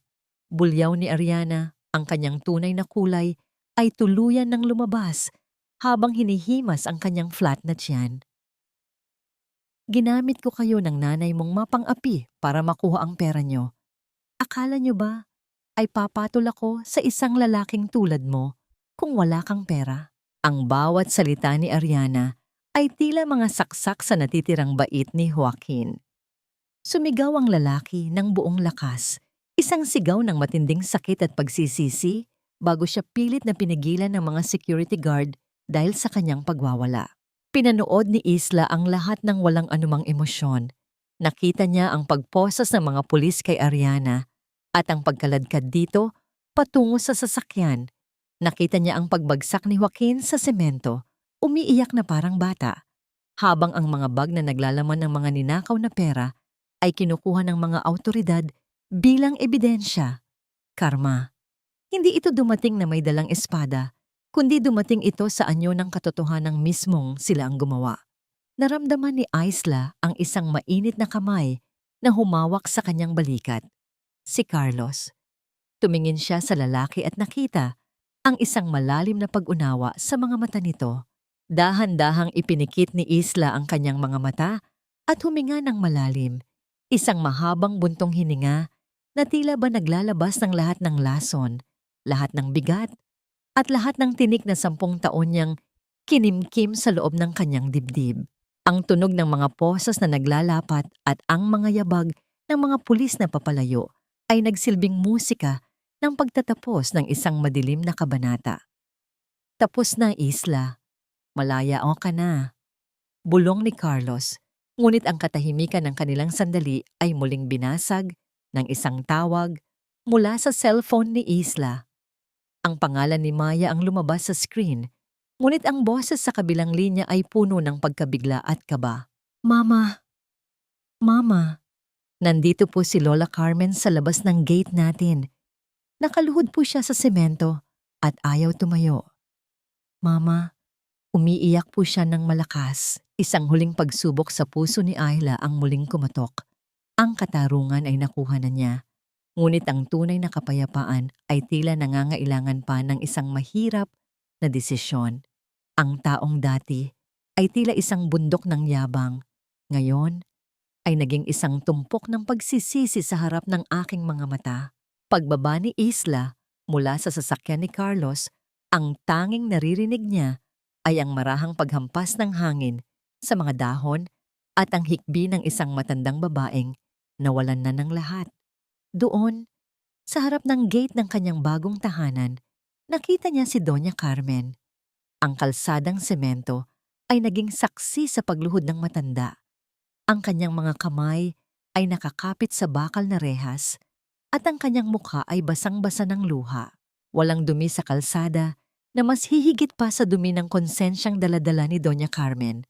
Ang matandang dati ay hindi makapunta sa palengke dahil sa takot na madumihan ang kanyang sapatos. Ngayon ay walang pakialam kung ang kanyang tuhod ay nagagasgas na sa magaspang na kalsada. Mama, bakit po kayo nandito? Pabulong na tanong ni Ihla. Isla, patawarin mo ako. Ang boses ni Doña Carmen ay tila isang basag na plaka, mahina at nanginginig. Nagkamali ako. Bulag ako sa pera. Bulag ako sa pangarap na magkaroon ng tagapagmana. Itinapon kita. Sinaktan ko kayo ni Maya. At ngayon, heto ako. Pinarusahan ng langit. Wala na si Joaquin. Wala na ang kumpanya. Wala na akong tahanan. Huminga ng malalim si Isla.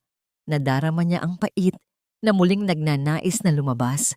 Ngunit nang makita niya si Maya na nakatayo sa likuran niya, ang galit ay unti-unting natunaw. Dahan-dahan siyang lumapit at hinawakan ang mga balikat ng matanda upang patayuin ito. Bumangon po kayo, Doña Carmen. Hindi ko kailangan ng inyong pagluhod. Hindi iyan ang magbabalik sa 10 taon na kinuha niyo sa akin. Mahinahong sabi ni Isla. Inakay niya ang matanda papasok sa loob. Pinaupo niya ito sa kanyang sala at ipinaghanda ng mainit na tsa. Ang bawat galaw ni Isla ay puno ng paggalang.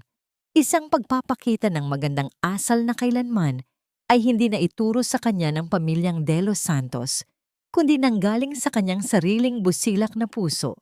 Pinapatawad ko po kayo, Doña Carmen, panimula ni Isla habang inilalapag ang tasa sa harap ng matanda. Hindi dahil karapat-dapat kayo sa kapatawaran, kundi dahil karapat-dapat ang puso ko sa kapayapaan. Ayokong lumaking may dalang galit ang anak ko. Ayokong maging katulad niyo na nabuhay sa pait at panghuhusga. Napahagulgol muli ang matanda. Salamat, Isla. Salamat.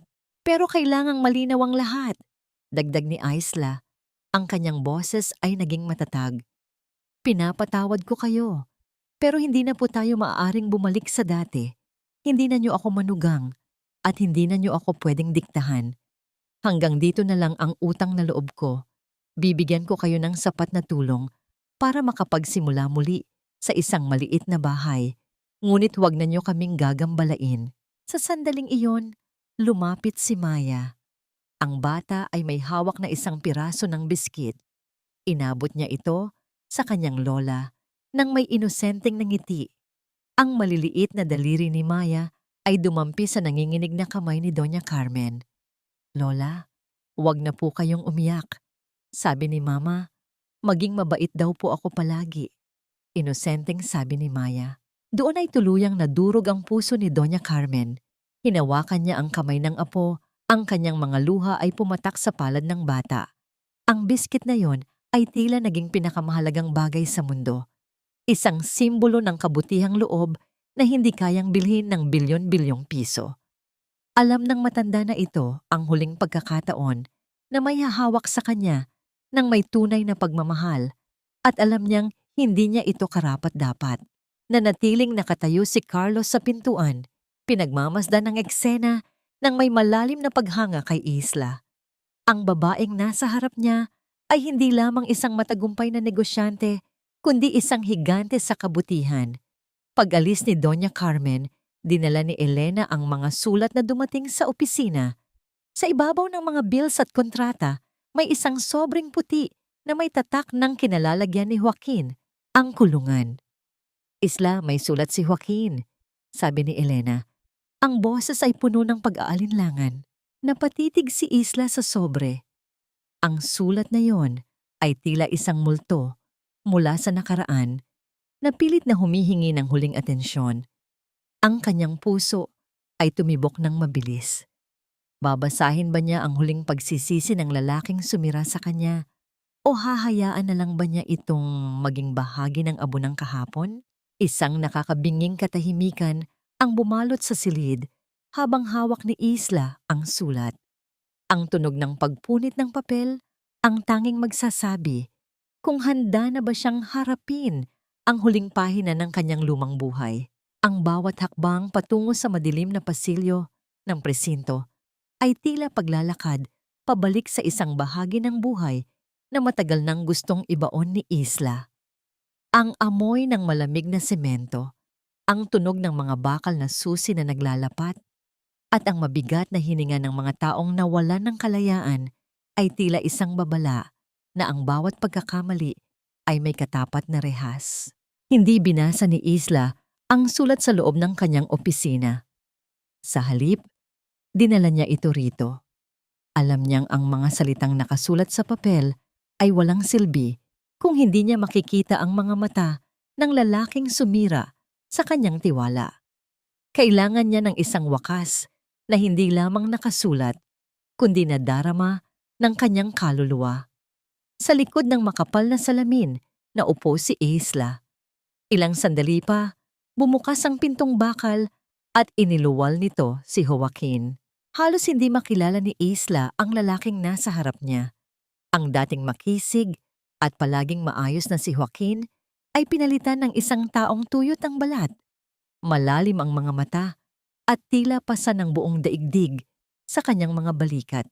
Ang kanyang orange na uniforme ay tila isang selyo ng kanyang pagbagsak. Nang makita ni Joaquin si Isla, ang kanyang mga mata ay panandali ang nagliwanag, isang huwad na pag-asa na tila ba ang pagdating ng babae ay isang pagkakataon para muling makalusot. Isla, dumating ka. Ang boses ni Joaquin ay napaos, halos isang pabulong na galing sa kailaliman ng kanyang lalamunan. Sabi ko na nga ba, hindi mo ako matitisod. Alam kong mahal mo pa rin ako. Isla, magbabago ako. Paglabas ko rito, gagawin nating buo ulit ang pamilya natin. para kay Maya, para sa atin. Nakinig ng tahimik si Isla. Pinagmasdan niya ang bawat galaw ng mga labi ni Joaquin, ang bawat kislap ng desperasyon sa mga mata nito. Ngunit sa halip na galit, isang kakaibang pakiramdam ang bumalot sa kanya. Puot? Hindi. Pagsisisi? Hindi rin. Ito ay awa. Ang uri ng awang nararamdaman mo para sa isang bagay na wala ng buhay. Hindi ako napunta rito para balikan ka, Joaquin. Mahinahong simula ni Isla. Ang kanyang boses ay hindi nanginig. Ito ay matatag at puno ng kapayapaan. Nandito ako para ibalik sa iyo ang huling bahagi ng buhay ko na hawak mo pa. Inilabas ni Isla ang sobrang hindi pa nabubuksan at itinapat ito sa salamin. Hindi ko na kailangang basahin ang sulat mo dahil anuman ang nakasulat dito, pagsisisi man o paninisi, ay wala nang puwang sa buhay ko. Ang pamilyang sinasabi mong bubuuin mo ay matagal mo nang pinatay sa bawat sampal ng iyong mga salita at sa bawat gabi ng iyong pagtataksil. Isla, please, give me another chance. I'm sorry. Ang kapatawaran ay nakuha mo na, Joaquin. Pinatawad na kita para hindi na ako magdala ng bigat. Pagpapatuloy ni Isla, ang kanyang mga mata ay direktang nakatitig sa lalaki. Pero ang kapatawaran ay hindi nangangahulugan ng pagbabalik. Ang babaeng minahal mo, ang babaeng itinapon mo sa ulan, ay wala na. Ang babaeng nasa harap mo ngayon ay malaya na. Malaya na sa'yo, malaya na sa mga De Los Santos, at malaya na sa nakaraan. Tumayo si Isla. Ang tunog ng kanyang upuan na dahan-dahang umatras sa semento ay tila isang formal na pagpapaalam. Paalam, Joaquin. Sana ay mahanap mo ang iyong sarili sa gitna ng katahimikang ito. Pero huwag mo nang hahanapin ang pwesto mo sa amin ni Maya. Dahil ang pwestong yon ay matagal na naming nilinis. Tinalikuran ni Isla si Joaquin habang ang lalaki ay nagsimulang humagulgol at hampasin ang salamin. Tinatawag ang kanyang pangalan nang paulit-ulit hanggang sa malunod ang boses nito sa pagsasara ng pintong bakal. Paglabas ni Isla sa presinto, sinalubong siya ng isang mainit na sinag ng araw. Ang hangin ay sariwa at tila may dalang bagong kabanata. Sa di kalayuan, nakita niya si Carlos na nakasandal sa kanyang pickup truck, may hawak na 2 tasa ng kape. Ang presensya ng lalaki ay tila isang pangako ng isang bukas na payapa. Lumapit si Isla at kinuha ang kamay ni Carlos. Mahigpit ang kanilang pagkakahawak, isang ugnayan ng 2 taong parehong nasaktan, ngunit pinili ang muling pagbangon. Naglakad sila papalayo. Ang kanilang mga yabag ay sabay na tumatama sa lupa, hindi na lumilingon pa sa likod. Kinabukasan, ang Tierra Esperanza ay puno ng kulay. Ito ang araw ng ribbon cutting ng unang phase ng kanilang subdivision. Ang tunog ng mga palakpak at ang tawa ni Maya na nakikipaglaro sa mga anak ng mga trabahador ay nagsisilbing musika ng tagumpay. Ngunit sa gitna ng kasiyahan, isang itim na sasakyan ang dahan-dahang huminto sa harap ng entablado. Isang matandang babaeng may hawak na baston ang bumaba. Ang kanyang muka ay seryoso, tila may dalang mahalagang balita. Si Doña Leticia, ang tiyahing nagbigay sa kanya ng imposibleng pagsubok. Ang bawat makulay na banderitas na sumasayaw sa ihip ng hangin ay tila mga kamay na kumakaway sa isang bagong simula. Ang Tierra Esperanza, na dati ay isang lupain ng mga pangarap na natabunan ng alikabok at kalawang, ngayon ay nagliliwanag sa ilalim ng gintong sikat ng araw. Ang bawat bahay na nakatayo ng matuwid ay nagsisilbing monumento ng bawat patak ng pawis at bawat gabing puno ng luha ni Isla. Tumayo si Doña Leticia sa gitna ng entablado. Ang kanyang baston ay matunog na tumatama sa kahoy na sahig sa bawat hakbang. Ang kanyang mukha, na dati ay tila yelo sa kalamigan, ngayon ay may bakas ng isang bihirang ngiti. Isang ngiti ng matinding pagmamalaki. Isla, tawag ng matanda. Ang kanyang boses ay umalingaw-ngaw sa sound system, malinaw at puno ng awtoridad. Nung ibinigay ko sa iyo ang proyektong ito, Inakala ng marami na pinarurusahan kita. Ngunit ang totoo, alam kong ang gintong tulad mo ay kailangang dumaan sa apoy para lumitaw ang tunay na kining. Hindi mo lang itinayo ang mga bahay na ito, Isla. Itinayo mo ang iyong sariling dangal mula sa putikan. Nagpalakpakan ang mga tao, ang mga trabahador na itinuring ni Isla na pamilya, ang mga investor na naniwala sa kanya, at si Elena na hindi mapigilan ang pag-iyak sa gilid ng entablado. Ipinahayag ni Doña Leticia ang isang anunsyo na ikinagulat ng lahat. Ang buong pamamahala ng Torres Ventura Builders at ang lahat ng ari-arian ng pamilya ay opisyal nang ipinapasa sa mga kamay ni Isla. Ang dating itinaboy na manugang ay isa ng ngayong ganap na reyna ng sarili niyang imperyo. Habang nagkakagulo ang mga tao sa pagbati, dahan-dahang lumapit si Carlos kay Isla. Kinuha niya ang mikropono, ang kanyang mga kamay ay bahagyang nanginginig, isang bihirang pagkakataon para sa isang lalaking kasing tatag ng bato. Isla, panimula ni Carlos, ang kanyang mga mata ay nakatuon lamang sa babaeng nasa harap niya. Ang paligid ay biglang tumahimik. Tila ba pati ang hangin ay nakiisa sa sandaling iyon. Nakita ko ang bawat sugat mo.